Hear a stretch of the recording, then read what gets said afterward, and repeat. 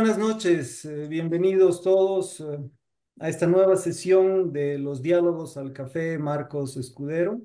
Esta es la primera sesión del año. Entonces, el tema de esta noche es precisamente el pluralismo entendido como las condiciones para el ejercicio de la diversidad en una sociedad como la nuestra. Y vamos a tener la discusión a partir del estudio realizado por el Centro Mundial para el Pluralismo, que es una entidad que tiene sede en Canadá y que busca precisamente discutir y promover las bases de un pluralismo vigoroso alrededor del mundo, y que en ese entendido ha hecho este estudio, un estudio comparativo internacional del cual Bolivia representa un caso. Es un estudio que se basa en un análisis empírico de la realidad con una metodología que permite comparar distintos países, y que nos permite entonces, en tanto metodología comparativa, vernos en el espejo de otros países. Esa es la virtud de la comparación para los estudios internacionales, para los estudios de aspectos como la democracia o el pluralismo, que no tenemos que mirarnos solamente a nosotros mismos, sino vernos en una perspectiva comparada. Como es costumbre en este espacio, abriremos la sala al intercambio, a las preguntas y a los comentarios de los participantes. Levanten la mano, vamos a hacer una primera ronda. Walter Guevara, ¿cómo estás, Walter? Adelante, por favor, buenas noches. Buenas noches, Daniel. Gracias por reconocerme. Miren, lo que yo encuentro más positivo de esta entidad es su definición del pluralismo como una respuesta positiva al hecho factual de la diversidad, ¿no? O sea, ante el hecho de la diversidad, podemos ser unos racistas, negacionistas o que decimos, como dicen algunos que conozco, Walter, la respuesta es raticida, ¿no? Obviamente eso es lo contrario del pluralismo. Así que me parece una gran definición que el pluralismo es una respuesta positiva a la diversidad factual que obviamente está basada en respeto y tolerancia hacia esa diversidad. Estas cosas son absolutamente fundamentales y yo quiero reconocerlas como tales. Y si es la base de todo el trabajo de esta entidad canadiense, es pues muy buena base. Ahora, yo tengo un par de comentarios sobre lo presentado por la representante y son muy rápidos. El primero se refiere al concepto de ciudadanía. Yo creo que ha enfatizado en el concepto formal o legal de ciudadanía. Es decir, si tienes tu carnet de identidad, pero hay un concepto político de ciudadanía que es la capacidad real de ejercer ciertos hábitos. Yo creo que en Bolivia, por decirlo tal vez un poco dogmáticamente, ciudadanos en este sentido performativo, para usar un anglicismo odioso, los ciudadanos que son ciudadanos en ese sentido real no deben llegar ni al 5% de la población. Por eso el populismo progresa, porque hay muchos que tienen hábitos de ovejas de rebaño que buscan un pastor. Esto no es racista lo que digo.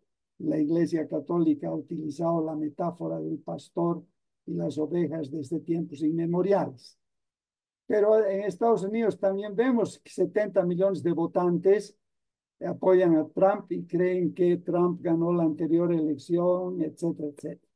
Hay este efecto rebaño y eso muestra que no hay una ciudadanía efectiva, aunque exista una ciudadanía formal. Luego, rápidos comentarios sobre las desventajas indígenas. Lo primero es que se necesita un poco de perspectiva histórica. ¿Desde dónde se partió en 1952 o desde la Guerra del Chaco? La época de los pongos y los señores feudales, etcétera, ¿no? Los grandes avances en la inclusión han sido desde la Revolución del 52 y obviamente, a pesar de todos sus defectos, con los efectos positivos del régimen del MAS, que hay que reconocerlos. Eso no me vuelve masista, aunque me gana la enemistad de mucha gente que conozco, pero hay que reconocerlos. La inclusión se ha ampliado notablemente del 2005 a esta fecha y es muy positiva y ha producido una emergente clase media que es una buena base para la democracia. Ahora, sobre el segundo punto, la falta de confianza y de solidaridad se refiere a la capacidad política de movilización social, pero eso no es cierto en lo que se refiere a relaciones individuales, que en sectores campesinos me consta existe un grado inmenso de solidaridad y confianza cuando uno de los individuos tiene problemas, cosa que caracteriza a comunidades pobres en todo el mundo, ¿no? El egoísmo es más una característica de los que tienen un buen vivir. Finalmente, el tres, derechos individuales y colectivos. En Bolivia, ¿no es cierto? La comunidad prevalece sobre la persona en ciertos lugares. Ejemplo, el voto comunitario, 100% de la comunidad está obligada a votar de una cierta manera y hay castigos comunitarios a los disidentes en eso y en otros muchos temas, lo cual es una barbaridad desde mi punto de vista. No quiero extenderme más. Gracias. Gracias, Walter. Roberto Lacerna, por favor. Gracias. Eh, Cuando presentaba el estudio, recordé que hace años, cuando surgían los estados-nación y mucho tiempo después también, lo que se planteaba fundamentalmente era establecer los mecanismos de cohesión, ¿no? Aquellos que permitían generar una base compartida de valores, de normas, de cultura, de lengua como un valor esencial para la convivencia social y política de los estados, ¿no? Esa era un poco la lógica. Tengo la impresión de que ahora estamos no solamente criticando esto, sino jalando la pita hacia el otro lado y tratando de establecer la diversidad como un valor absoluto, no solamente como algo, como una realidad a la que hay que responder con tolerancia, como un valor que hay que cultivar. A la luz de lo que está pasando en estos días, precisamente en varias ciudades de Europa y Estados Unidos, donde grupos de migrantes musulmanes especialmente se han mostrado violentos, agresivos y con una voluntad de cooptar y de capturar las ciudades y las instituciones, etcétera, creo que es importante plantear la necesidad de establecer alguna complementación al estudio del pluralismo, como lo ha planteado el centro. Y creo que lo importante sería empezar por identificar cuáles son aquellos elementos de cohesión social que existen o que están debilitándose o que están fortaleciéndose en una determinada sociedad y luego después tratar de ver cuáles son aquellos elementos que son más pertinentes a la diversidad y cómo se trabaja esa diversidad, ya sea para asimilar los elementos de la diversidad al elemento nacional cohesionador o para al menos establecer mecanismos de tolerancia y convivencia en un marco pacífico y democrático, ¿no? En otras palabras, lo que yo estoy planteando aquí es que valdría la pena pensar en que el pluralismo y la diversidad son valores en la medida en que son contenidos dentro de un marco institucional, cultural compartido, ¿no es cierto? Y por tanto, esto restablece el valor de la educación, el valor de la asimilación, el valor de la política, ¿no es cierto?, como un mecanismo de integración social. Entonces, esa es una sugerencia, digamos, de enfoque y de metodología para el estudio y, por supuesto, un enfoque político al estudio que me parece que no hay que descuidar, ¿no? Gracias. Vivian Schwartz, por favor. Tengo dos preguntas propias y una que me estoy prestando de un argumento de Rawls, ¿ya? En primer lugar, tengo yo un problema y una pregunta con asumir de entrada que la diversidad es buena o es beneficiosa para la democracia. O sea, ¿por qué tendríamos que asumir eso como un dado?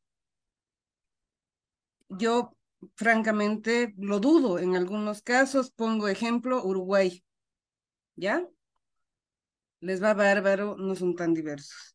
Dos, tengo la sospecha, no es mi tema, no soy especialista en el tema, esta es mi reflexión diciendo esto.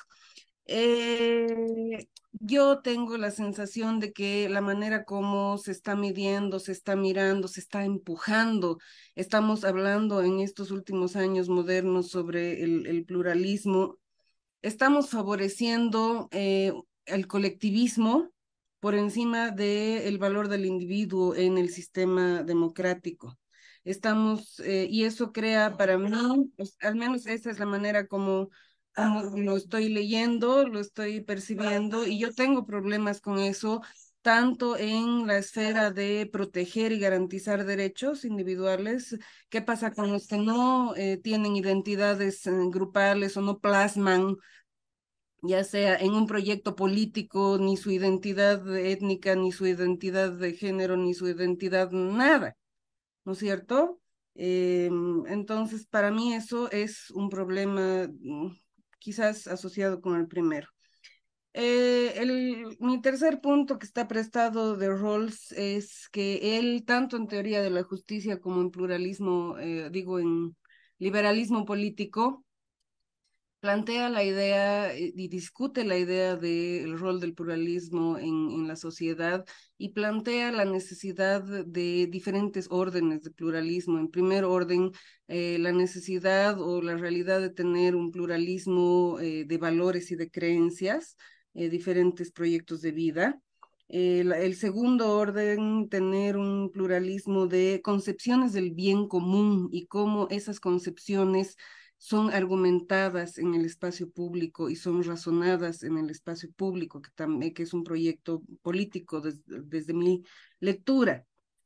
Y sin embargo, él no hace la conexión, y estoy de acuerdo con eso, automática, de que esto es un beneficio para la democracia, ni para siquiera el ejercicio político, porque lo que él prioriza es la necesidad de encontrar mecanismos e instituciones que en ese pluralismo de proyectos de vida y proyectos políticos puedan llegar a crear y a construir y a mantener un consenso político entre los pluralismos. Y a eso me parece que es fundamental que podemos tener sociedades con pluralismo social, cultural, étnico, pero no tenemos instituciones. La construcción del Estado en Bolivia, por ejemplo, no está en las instituciones construidas para ningún pluralismo, todo lo contrario. Entonces, ¿qué tenemos? Caos, que no es bueno para la democracia. Y no, por favor, no entiendan que yo estoy a favor del autoritarismo ni nada. Creo que estoy haciendo preguntas legítimas sobre cómo manejamos estos temas. Finalmente voy a cerrar con esto. Para mí, por ejemplo, una cosa que hemos perdido en la democracia boliviana como institución eh, de política es el rol que también Rawls lo reflexiona así, el rol integrador y transformador que debería tener el espacio público como arena de deliberación y de encuentro para mantener el pluralismo. Entonces, con eso los dejo. Gracias. Gracias, Vivian. Walter Arrazola, por favor. Gracias, muy buenas noches a todos. Trabajo es importante porque está visualizando dos cosas. Uno, de que hay una dimensión étnica que está en un nivel 9 según el estudio, pero contrariamente nosotros tenemos de que hay una contradicción en el acceso al pluralismo que tienen o los beneficios que deberían tener o desarrollar estos grupos vulnerables como son los pueblos indígenas, o en este caso podríamos diferenciar lo que son los campesinos, ¿no? Yo escribí un pequeño ensayo hace más o menos 10 años, en el 2011, 2012, que hablaba sobre este tema, la etnicidad en la Constitución. Y tenemos recordar, bueno, Giovanni Sartori tiene un concepto muy distinto entre lo que es el multiculturalismo y el pluralismo. Y debemos recordar que la Constitución anterior hablaba muy bien sobre el pluricultural, el Estado pluricultural. Y el multiculturalismo, según Sartori, lo que habla más bien es de cómo separa y cómo es agresivo e intolerante contrariamente a lo pluricultural o lo plurinacional, ¿no? Que dicen algunas otras personas. Sin embargo, insisto, el tema étnico que habla aquí, que tiene un puntaje de 9 por los compromisos internacionales que se ha hecho, si nosotros en el pequeño ensayo que yo escribí analicé todas las normas de los pueblos indígenas y resulta que desde Víctor Paz Extensores, desde Bush, desde muchos presidentes en largo de la historia, teníamos muchas leyes y muchas políticas públicas en favor de los pueblos indígenas. Gonzalo Sánchez de Lozada fue el que más leyes y participación dio a los pueblos indígenas. Sin embargo, lo que se ha hecho es constitucionalizar estos derechos indígenas, pero ya lo teníamos.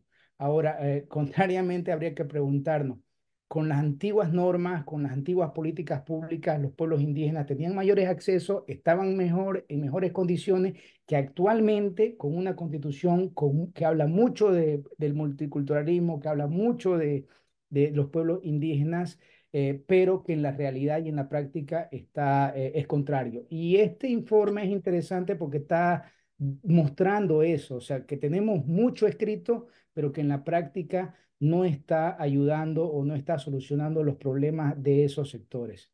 Gracias. Juan Cristóbal Soruco, por favor, y ahí cerramos esta primera ronda. Buenas noches. Yo no soy ni culturalista, ni sociólogo, ni politicólogo, sino periodista, por tanto audaz. Y en eso voy a basar mi intervención. Yo creo que hay que ver la realidad, pues el país resistía sin incluir masivamente a sectores emergentes después de un proceso como el de la participación popular, la capitalización y las reformas que se dieron en el marco socialdemócrata de Gonzalo Sánchez de Lozada. Yo creo que el país no resistía a esta cosa y no resistió. Y entonces vino una avalancha que yo creo que va a pasar por lo que varias culturas y países han pasado a lo largo de la historia. Walter, felizmente esta vez he coincidido con él y me alegra. Este proceso del MAS, con todo lo negativo que creo que mucho encontramos, ha abierto una grieta que nadie la va a cerrar de un sector emergente que está aprendiendo a vivir en una sociedad más inclusiva, más participativa, que yo creo que se dio el 52 también, ¿ah? Y que recién apreciamos con más claridad del 64 hacia adelante, ¿ah? Los más fachos de la historia eran los que surgieron con el MNR. Entonces, decía que lo que se ha avanzado en esa inclusión la pueden Prejuicios ver de periodista. cuando viajan en BOA, cuando van a un restaurante y ves una sociedad que está moviéndose y se me ocurre que mucho no le interesa si mañana le dirán Aymara, Quechua, Guaraní.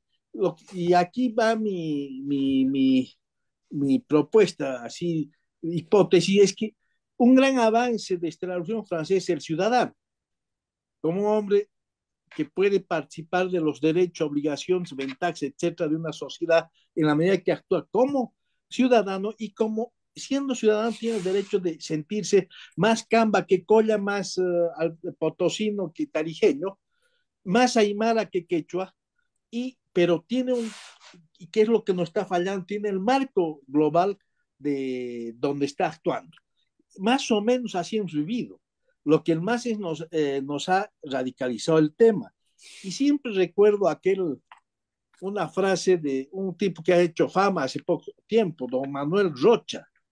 Aquí no sé quién lo conocerá, habrán conocido. Manuel Rocha dijo delante de mucha gente, y obviamente nuestra clase dirigente no la entendió mucho, que el problema de su país era que tenía que incluir a minorías.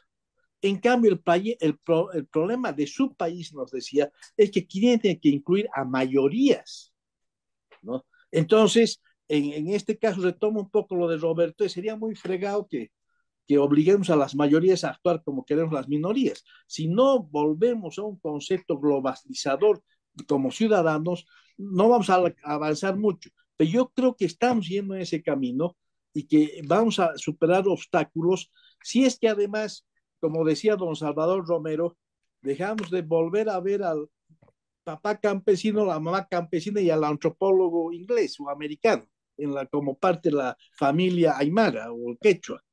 Creo que te estamos volviendo a analizar con nuestros ojos y esa perspectiva, repito, de considerarme ciudadano boliviano, pero con cachabambino a rajatabla, no me parece que pueda destruir la cuestión de nacionalidad. Y aquí también, además, con esto finalizo, recuperamos lo político, que se me ocurre que tiene la virtud, si dejan de ser mercaderes los políticos, de poder amalgamar diferencias en ideales que a todos convienen. ¿Ah? Entonces se dan las corrientes y se dirimen vía elecciones. Creo que por ahí tenemos que ir hacia allá más que en seguir exacerbando las identidades parciales. Gracias. Andrea, si quieres reaccionar ahora. Sí, claro, no, y muchas gracias por todas las preguntas. Las estaré tratando de responder no por persona, pero sino por temática, sea metodología, pluralismo y luego temas discutidos en el reporte, o sea, los hallazgos. Y empezando primero por la metodología. Primero, Francisco, muchas gracias también por todas tus preguntas. Realmente este año sí vamos a hacer una revisión de la metodología porque, como bien dices, hay muchas lagunas que todavía existen. Pero empezando primero con la transparencia, si bien no está en la portada, en la parte de enfrente del reporte sobre quiénes son los equipos, cómo se conducen las encuestas, la puntuación, todos esos materiales los tenemos disponibles en inglés, en español y en francés en nuestra página web, lo que es nuestra metodología, nuestro marco de evaluación, cómo se realizan los puntajes, pero por ahora sí voy a estar entrando a fondo en esto ahora. Entonces, ¿cómo se eligen los equipos y quiénes son? Y primero que nada, más importante, porque los mantenemos anónimos. El equipo está compuesto por dos asesores y un crítico. Los asesores conducen el reporte por separado, o sea, lo hacen completo, y luego el crítico trabaja con los dos asesores para crear un reporte conjunto y también poniendo desde su punto de vista sus conocimientos para que el reporte sea más completo. Al hacerlo separadamente, cada reporte, esos reportes pueden ser sumamente diferentes. Ahora, ¿quiénes son esos asesores? ¿Quiénes son esos equipos? El equipo del monitor, o sea, de análisis global del centro, busca expertos, sean académicos, sociólogos, políticos, bueno, tal vez políticos no por puntos de vista que puedan ser polarizados, eh, y hace entrevistas y hace un entrenamiento, pero realmente son individuos que regularmente son diversos, se especializan en temas de diversidad, de multiculturalismo, pluralismo, y para que ellos escriban el reporte y regularmente sí son nacionales del país y regularmente viven en el país y se desarrollan dentro de, en este caso, fuera Bolivia. Y esto lo realizamos para que nosotros como una organización del norte global, eh, realmente se viera muy, o sea, pues estuviéramos actuando como cualquier otra organización que si todavía practica prácticas tipo coloniales, neocoloniales, al imponer nuestra perspectiva y lo que nosotros pensamos que es correcto de ciertos países. Entonces, al elegir equipos que son nacionales del país que se esté estudiando, ahí podemos dar agencia y dar voz a quienes son los académicos y expertos de ese país. Ahora, si los reportes sí son anónimos, ya que primero queremos proteger las identidades em, de los asesores. Hemos realizado reportes en países que hablar mal del país es prácticamente ilegal, entonces no queremos poner em, esos asesores en peligro o en problemas, básicamente. Igualmente lo hacemos de una manera para que el reporte sea un poco objetivo. Bien, si fuera a decir que el asesor fue un Juan González, no sé, es un ejemplo. eh, Tal vez alguien lo conozca y diga, ah, yo no quiero leer un reporte escrito por él porque pienso que él piensa de manera X, Z y Y. O puede pasar lo contrario, quiero leer el reporte escrito por él porque sé que piensa de tal manera, pero así lo tratamos de hacer para que sea a la hora de publicarse un poco más objetivo. Las encuestas se realizan con organizaciones como Ipsos, eh, creo que se llama Latino Barometer y el Afrobarometer en África para hacer las encuestas y lo que hacen es que en encuestas más grandes que se realizan en el país incluyen preguntas que nosotros les pedimos que incluyan, que son preguntas tales como ¿usted confiaría si una persona de otro grupo fuera su vecino? ¿O usted permitiría un matrimonio interétnico, interracial? Y también que si se siente representado por sus gobiernos locales o nacionales, que si no se siente representado por su identidad, este tipo este tipo de preguntas y luego es analizado por una doctorada en estadísticas con la que trabajamos.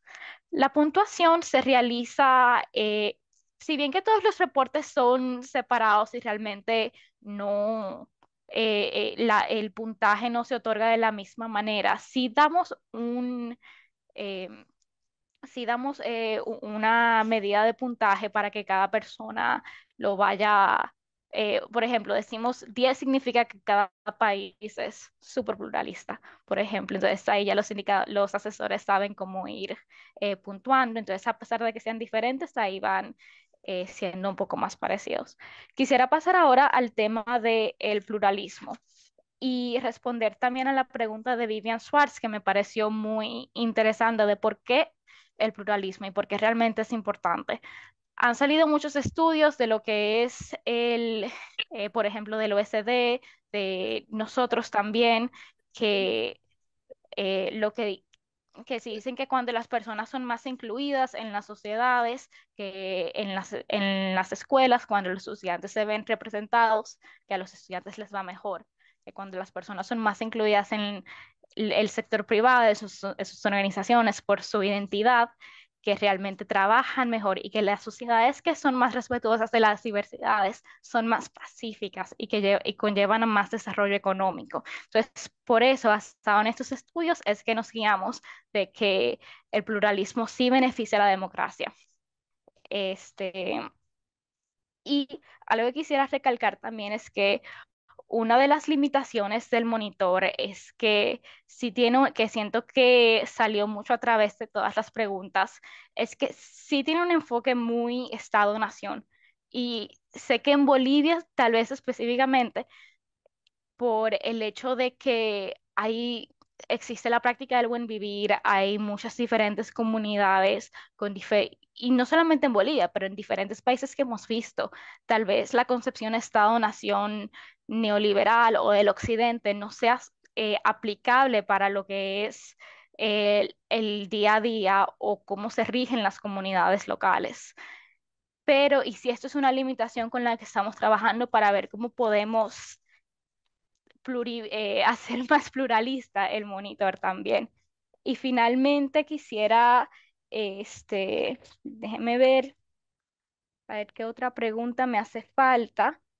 Eh, Pues me pareció muy interesante la pregunta. Ahora mismo no puedo ver bien quién fue la hizo, que sí, ¿por qué, presentar reclamaciones unificadas fue algo beneficioso? Sí es cierto que los grupos indígenas no son homogéneos, pueden ser muy diferentes realmente y tienen prioridades muy diferentes. Por lo que sí hemos visto en diferentes reportes es que grupos indígenas o grupos étnicos, a pesar de ser diferentes, al presentar sus reclamaciones en conjunto, son regularmente más escuchadas y vienen con más poder. Recalco el ejemplo de Bolivia, las prioridades de los afrocolombianos y de los más de 115 comunidades indígenas en Colombia son completamente diferentes, pero sin embargo sabían que fueron los más impactados por el conflicto armado. Entonces, por eso, a pesar de que sus experiencias fueron diferentes, se unificaron para poder formar parte de lo que fue de lo que fueron los acuerdos de paz. Si bien, por ejemplo, hay muchas comunidades indígenas que no viven los mismos obstáculos, pero digamos que no tienen acceso al agua, que sucede mucho en Canadá, sí se unifican para hacer esas reclamaciones y regularmente son más respondidos, como dice el dicho, que hay más fuerza en los números. Y ya, creo que eso es todo el tiempo que tenemos por ahora. Disculpa, Daniel, si me pasé, sé que no puedes responder todas las preguntas, pero igual ahí dejé mi correo y realmente con mucho gusto estoy muy contenta de compartir más recursos, de compartir más información, si ustedes disponen de ella. Muchas gracias. Gracias a ti, Andrea. Francisco, ¿tienes algún comentario adicional, respuesta a las preguntas, comentarios? No, creo que ningún comentario adicional, ya tuve mis 10 minutitos y somos varios en el foro, así que mejor si nos escuchamos entre todos para alimentar la reflexión. Gracias, Daniel. Ok, gracias a ti porque eso me da entonces la oportunidad a mí de hacer un par de comentarios. El primero tiene que ver con el reporte, los hallazgos que nos ha mostrado Andrea muestran que algunos grupos indígenas todavía están excluidos de los beneficios de la sociedad boliviana y de la inversión y las políticas públicas del Estado plurinacional boliviano. Este me parece un hallazgo particularmente importante porque discute esta dicotomía fácil y por supuesto falsa de indígena, no indígena. El más gobierno de indígenas ha beneficiado a los indígenas durante los últimos 15 años y no al resto de la población. Lo que muestra el reporte es que las comunidades indígenas, los pueblos indígenas, especialmente aquellos que no tienen un vínculo dinámico con el partido o coalición del MAS, quedan excluidos de los beneficios estatales, ¿no? Entonces, ahí discutimos y se cuestiona esta dicotomía demasiado fácil de indígena, no indígena, masista, no masista, que creo que es una de las que hace mucho daño al debate en el país en la actualidad. Un segundo tema que quiero mencionar es el de la confianza. Más allá de las redes de solidaridad que, por ejemplo, menciona Walter Guevara cuando habla de los pueblos indígenas, el reporte hace énfasis en la falta de confianza, en los bajos niveles de confianza que existen entre las comunidades y entre las personas. Y este es un dato que es consistente con todas las otras fuentes comparativas internacionales, la POP, el Latinobarómetro, la Encuesta Mundial de Valores, que nos dicen que Bolivia es uno de los países que menor confianza interpersonal tiene, no solo en América Latina, sino en todo el mundo. Los niveles de confianza declarada, qué tanto confía usted en su vecino, en su amigo, en sus parientes, son muchísimo más bajos en el país que en cualquier otra sociedad del mundo, salvo Perú, que son casi tan, donde los datos son tan bajos como en Bolivia. Pero además Bolivia tiene una particularidad adicional que hace que esta discusión de la confianza sea mucho más interesante, que es que los niveles de participación son muy altos, niveles de participación en organizaciones de la sociedad civil, niveles de asociacionismo son inusualmente altos y esto hace pues que se dé una configuración paradójica porque la teoría del capital social te dice que las sociedades con alta confianza son también las sociedades con alta participación. Bolivia es un caso muy particular porque tiene bajísima confianza y muy alta participación social. Entonces, ¿de dónde viene eso y cómo se refleja en las relaciones que tenemos los bolivianos? Me parece que es una de las cosas que salen del estudio y que podríamos discutir más. En tercer lugar está el tema este de los derechos individuales versus los derechos colectivos. Y sí, el monitor, la exposición de Andrea nos ha mostrado y después la discusión, este es uno de los temas que más les han interesado a los participantes, que existen pues estas tensiones entre derechos individuales y derechos colectivos que al final están de alguna manera desnudando los fantasmas que tenemos los bolivianos en esta construcción de una ciudadanía en la que se cruza la tradición y los valores republicanos y liberales que por supuesto reconocen la importancia de los derechos individuales, con esta otra tradición menos clara porque está menos conceptualizada y menos elaborada en términos institucionales, que es más comunitarista, más basada en las comunidades. Entonces, al final, la construcción de la ciudadanía en Bolivia pasa por esa intersección, y aquí no estoy diciendo que estoy de acuerdo o que debería pasar por eso, sino que en los hechos pasa por esa intersección entre republicanismo liberal y comunitarismo social, si quieren. Y lo que estamos viendo entonces son estas tensiones que son estos fantasmas de una indefinición con la que acarreamos a través del tiempo. Un otro tema que me parece importantísimo, que es uno que queda de alguna manera soslayado en el reporte, y lo ha mencionado Francisco, es el de las diversidades sexuales. Y yo añadiría no solamente las diversidades sexuales, sino en general el género. Eh, y lo que muestra entonces es que esta perspectiva de interseccionalidad no es suficiente para captar de manera suficientemente amplia los efectos que tiene la exclusión y em, las inequidades de género en la construcción de una sociedad boliviana plural. Por supuesto, entonces, que no es suficiente lo de la interseccionalidad, sino que, pero tampoco se puede, me imagino, tener muchas más categorías o muchas más dimensiones analíticas más allá de las que son parte del reporte ahora. Y finalmente quiero mencionar el tema, la discusión, quiero entrarle a la discusión esta de la diversidad como valor absoluto o la importancia de la diversidad en sí mismo. Creo que eh, hay hay un error en enfrentar el debate desde ese lado, de poner la diversidad como valor absoluto, la diversidad como un valor a sí mismo. Creo que la defensa del pluralismo más bien hace énfasis en la idea de el respeto a la diversidad. Lo que es un valor no es la diversidad en sí mismo, sino el respeto a la diversidad. Y eso tiene que ver con una diversidad que no solamente reconoce las categorías grupales, comunitarias, de identidades colectivas, para volver al debate entre lo individual y lo comunitario, sino que tiene que ver también con el reconocimiento y el respeto a las identidades individuales.